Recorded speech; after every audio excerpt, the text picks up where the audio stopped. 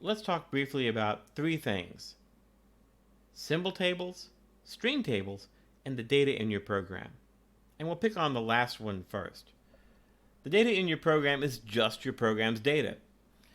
It has whatever meaning your program assigns it. So for a little program like my little fancy Hello World program, the data is pretty simple. It's just some strings. And so I can take a look at that using, let's say, objdump. So I can say I want just the data section.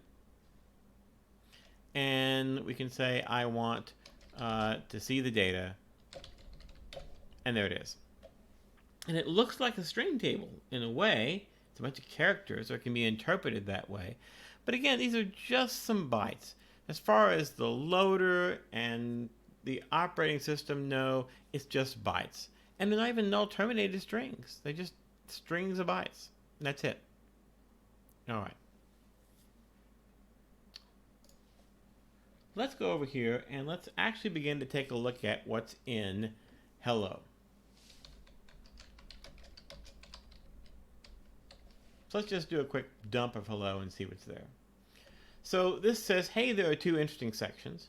There are more sections than just these two, but here are some interesting ones. There's a text section that contains a program, and there's a data section that we've already looked at that contains some data.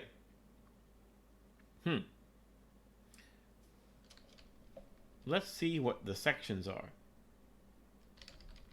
And we'll use elf for that, or read elf for that. So here are the sections, and now instead of just seeing those two, I see several. I see a null up here. Then I see .text, .data, .symtab, .stirtab, and .shstirtab. And it tells me, hey, these are program bits. I don't know what they are. It's something to do with the program. The interpretation is up to the program itself. Same thing for data. But these have a different type. This is a symbol table, and these two are string tables. We can take a look at what's in them using XXD. So let's go ahead and do that. Let's go ahead and take a look at what's in stirtab and what's in shstirtab. So we can't look at it using objdump like we could the others.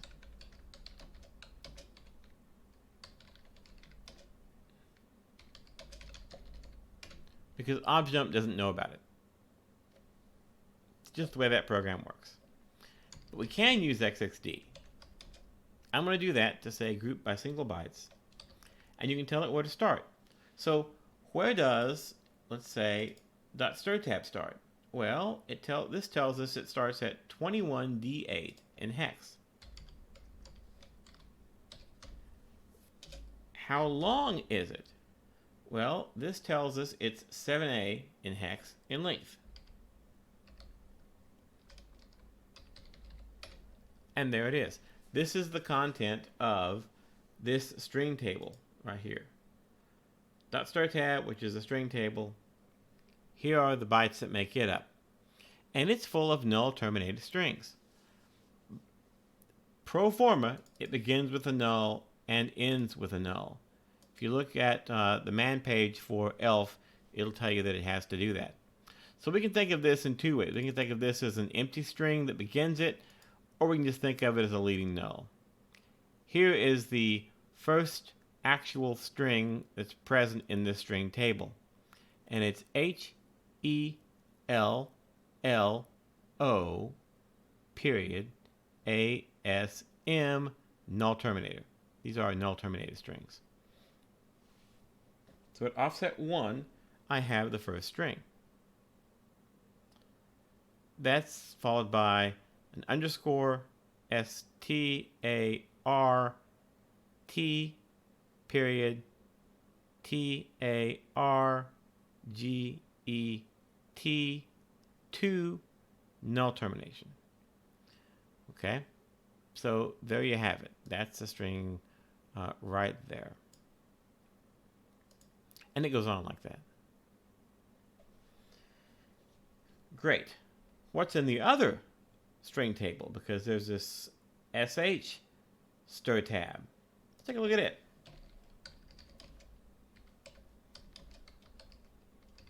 It is at position 2252 into the file, and it is hex 27 bytes long. And these are, again, I'm using XXD. XXD just knows there's a file with some bytes, and this is the offset into that file. Just go to that, count that many bytes into the file, and then dump out this many bytes from that location. And here they are. Another symbol table begins with a null, ends with a null, it's required. And then we have period, SYMTAB null, period, STRTAB null, period, SHSTRTAB null, period, TEXT null, period, DATA null. These are the names of the sections. Wow, okay. So this is a string table associated with the section header table. What's in that symbol table? Let's go take a look at it. Right here it is. And we see it begins at location 2040 and it continues for hex 198. So let's go up here and make that offset 2040, make that 198, and see what we get. And we get this. So this is the symbol table. It's a whole bunch of bytes. And what in the heck is going on in here? Well, one thing we notice is I don't see any symbol names. It's okay. The symbol names are up in here. Okay. So what I'll expect to see in here are pointers in some form to entries in here. How is this laid out? To find out, we can look at the man page for ELF. So here we are in the man page for ELF. We go down to the string and symbol tables, and sure enough, here is an entry for the symbol table on a 64-bit system, and it consists of a 4-byte offset to the name. So what is that? I can look down here and it says, this member holds an index into the object file's symbol string table, which holds character representations of the symbol names. If the value is non-zero, it represents a string table index that gives the symbol name. So we can never use the offset 0. And so it's fine to put a null there. So now we understand a little more about that. And so you would expect the first string to have offset 1 and so on.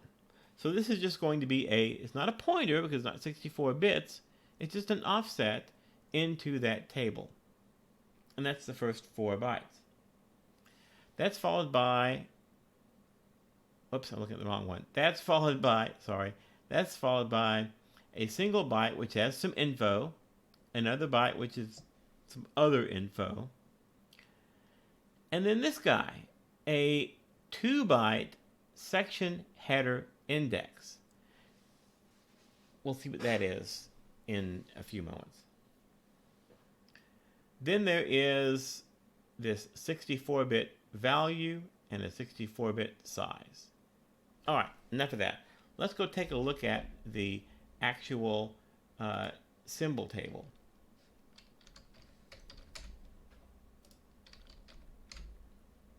And let's do it in 2 different ways. Let's use ObjJump over here. There's the symbol table. And let's use readelf over here. And there's the symbol table. They're displaying the same things, but they're going to display them a little differently. And maybe we can learn something by looking at both of them and going back and looking a little bit at the definition.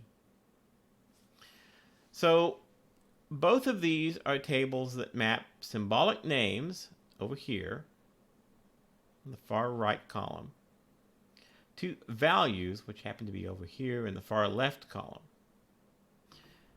readelf is helpful enough to provide some header names for the columns. So over here is the name, and then over here is the value. Several things to notice. readelf gives us this row, which is 0, no type, undefined. objdump omits it. readelf doesn't give us any names for these two, but objdump tells us, hey, they're .text and .data. We'll see a little more about why that happens, but basically, you remember there was a case where it said if the offset for the name is not 0, then it tells us where to find the symbol. Well, it turns out the offsets here in these two entries are 0.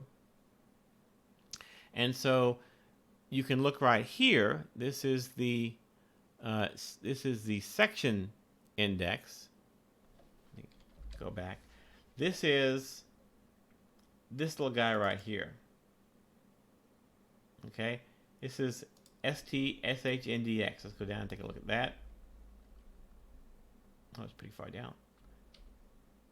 There it is. Every symbol table entry is defined in relation to some section. This member holds the relevant section, header, table, index.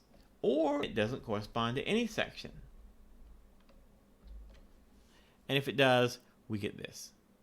ABS. It's an absolute. In this case, this is an absolute value, like right here. Here's a symbol, stir1.len. This is the length of string 1 in my program, and it is hex 16 bytes. That's 16 plus 6, which is 22. It's 22 bytes long. Here is a string, and it occurs in section 2. Now over here, objdump has actually decoded that for us and tells us that that's data. So in a section 2 is data. Here's the symbol that starts in section 1. Here's that same symbol. It's in text.text. So section 1 is text, 2 is data, and so we can now interpret this up here as text and data, which is in fact what objdump does for us. All right, what are the values? Well, we already saw one value for the length, which was just the actual value itself. String 1, however, we want that to be the virtual address of string 1, and there it is. There's the virtual address of string 2, there's the virtual address of string 3, etc. Okay. And that makes sense. String 1 is the first string. It would be at the start of the data section. This is where the data section begins. This is the virtual address for the beginning of the data section. All right. More we could talk about in here, but other than pointing out that these are both type section, which is how it knows to interpret them as section names, there's not really much else to talk about here. We know that each entry is 4 plus 1 is 5, 6, 7, 8, 16, 24 bytes long. 24 in hex is 18. If we take a moment and remember this, we'll see that here is the symbol table, and this entry right here corresponds to the entry size, and sure enough, it's 18. So we know that each entry into the symbol table is 18 bytes long. Now, the symbol table begins at 2040.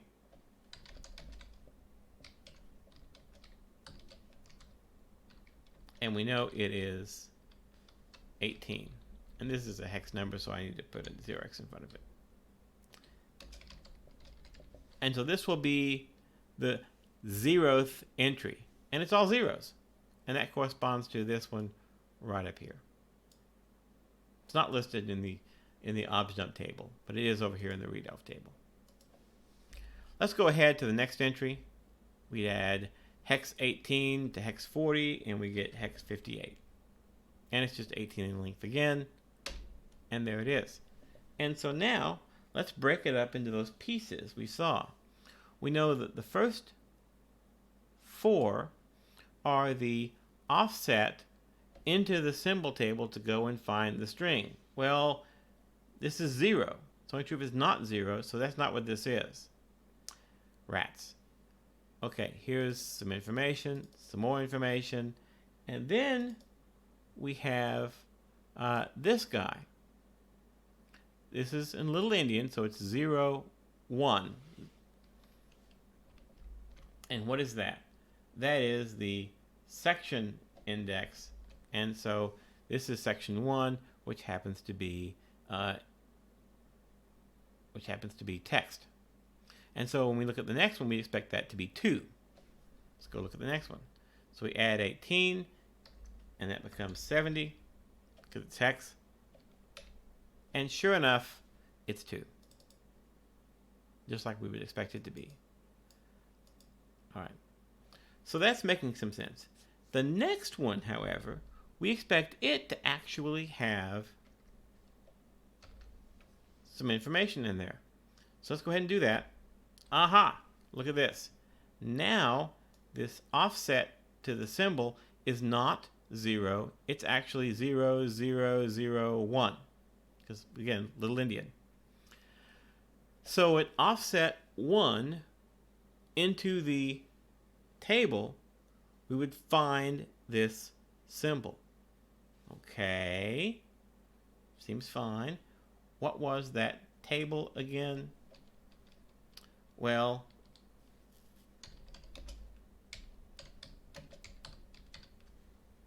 it's the string table. Let's look in the string table. Begins at 21D8.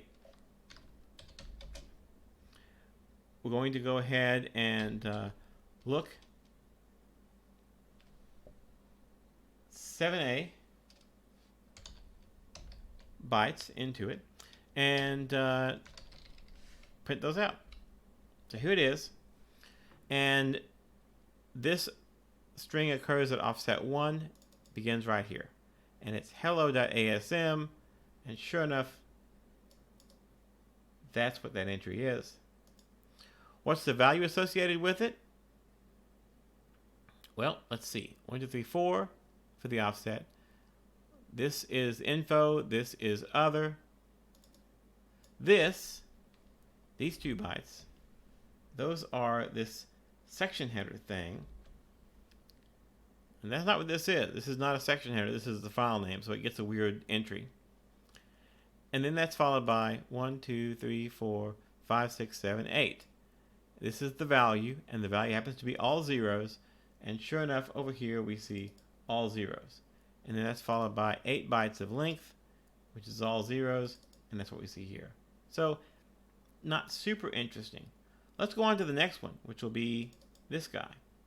And it should tell us, let's see, 0, 1, 2, 3, 4, 5, 6, 7, 8, 9, A, B. The offset in hex should be B. Let's go see what it is. Let's go with the right window. And let's add 18 to this address. And that would be a 0. There it is. And so the first 4 make up the offset, a Little Endian 0, 0, 0, 0, 0, 0, 0, B, which is exactly what we expect. It's pointing right here. Great. So then we have the info byte, the other byte, and then we have the section that it's in, and it's in the text section. It's in section 1. We've agreed that that's text, and sure enough, that's where it is. Great. Then we have 1, 2, 3, 4, 5, 6, 7, 8 bytes over here that give us the value. And the value looks like 00000000401030. And right there it is. That's the virtual address of this target in my program. And then the length is 0. Length of all these things happens to be 0. And we could walk on like this through it. So, symbolic names that or just, in this case, character strings that represent values. And that's it. And the string table holds the bytes that make up the string. The symbol table tells you how to map a pointer to a string to an actual value, which might be an address or it might just be a value or something else. And that's how that works.